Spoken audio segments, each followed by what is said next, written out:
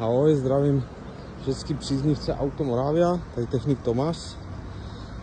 Nacházíme se v Göttingenu v Porsche centrum. Jsou tady krásné vozy na prodej, jsme tady jenom tak na prohlídku, aby jsme věděli, co se dá vozit a mohli vám ukázat, kam jsme schopni zajet a co jsme schopni dovést a prohlídnout. To je krasavec.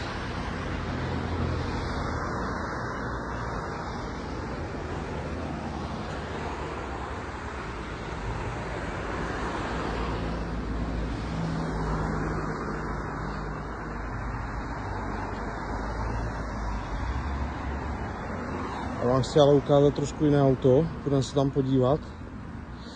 Je to GT4 RS.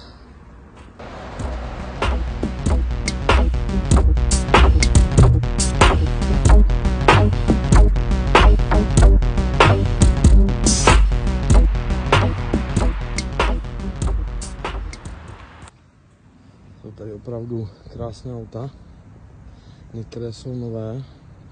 Tady je nový mazlík prodaný, nachystaný. Tady je taky krásné.